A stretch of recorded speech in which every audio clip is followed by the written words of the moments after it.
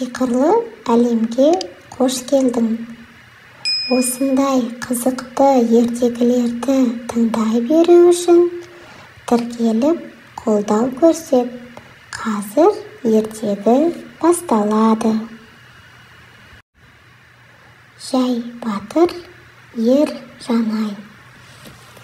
Баяғы өткен заманда қазақ даласында бір кедей отбасы өмір сүріпті. Бұл отбасында Жанай деген қарапайым, момын ұл бала болыпты.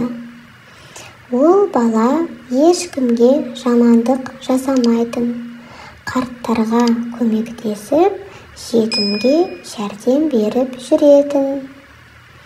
Жанайдың бойында ешқандай сиқырлы күш, ерекше қабілет болмаған. Бірақ оның жүрегінде бір ерекше қасиет бар еді. Батылдық пен әділдікке деген махаббат. Бір күні елге жаман хабар келеді. Ел шетіндегі тауда қара бөрі атты алып жау пайда болып, ауылдарды шауып, халықты үрейлендіріп жатыр екен. Хан ел ішінен батыр іздейді. Бірақ ешкім баруға батылы жетпейді. Сонда Жанай ханның алдына келіп, «Хан ем, мен барсам бола ма?» деп сұрайды. Хан таңырқап, «Сен бе? Сен қарапайым шопансың ғой?» деп жауап береді. «Иә, мен батыр емеспін, бірақ еліме жаным ашымаса кім қорғайды?» деп жауап береді Жанай. Хан ойланып, «Жарайды, жүрегің мықты болса, қолыңда болсын мына алтын қылыш. Бұл тек әділ жанның қолына күш беретін қылыш» дейді. Бірінші сын, қу аңшы. Жолда Жанай бір орманға тап болады. Сол орманда қу аңшы жолын кестейді.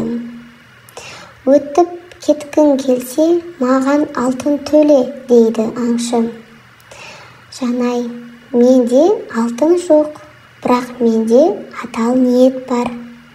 Аңшы оны мазақ етеді, бірақ Жанай сабырмен, «Егер сен мені жіберсең, мен саған бір жақсы іс үйретемін» дейді.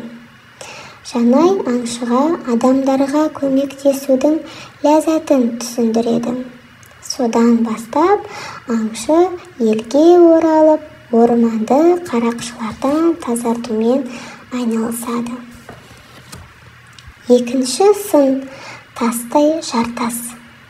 Жанай әрі қарай жүргенде алдынан тастай қатты жартас шығады. Ешкім оны айналып өте алмайды. Бірақ Жанай батыл жүрекпен алтын қылышты тік көтеріп жартасқа тигізеді. Сол кезде жартас қайырылып жол ашылады. Бірақ бұл жай күш емес еді. Қылыш тек әділ жүректен қуат алған болатын. Қара бөрімен кездесу. Соңында Жанай қара бөрімен кездеседі. Қара бөрі зәрлі тістерін сақылдатып, «Сен кімсің? Сені жұтамын» дейді. Жанай еш қорықпай, «Мен жай батырмын, мен әділдік үшін келдім» дейді. Қара бөрі оған атылып келеді. Жанай айқасады. Бірақ ол қылышын қара бөрінің жүрегіне емес, жерге қадайды. «Сен де тіршілік иесісің, бірақ неге халыққа зұлымсың?» деп сұрайды Жанай батыр. Қара бөрі үндемей қалады. Себебі ешкім оған бұрын мейіріммен қарамаған. Жанай сөзін жалғайды. «Егер сен жақсылық жасасаң, халық сені ұмытпайды. Күшіңді қорлыққа емес, қорғауға жұмса деді. Сол сәттен бастап қара бөрі тауда тұрып ауылды күзететін болыпты. Жанай елге аман есен оралады. Халық оны уралап қарсы алып, сен жай батыр емес, жүректі батырсың деп атап кетіпті. Содан бастап батырлық бұлшық етте емес, жүректе деген сөз ел арасына кең тараған екен. Соңы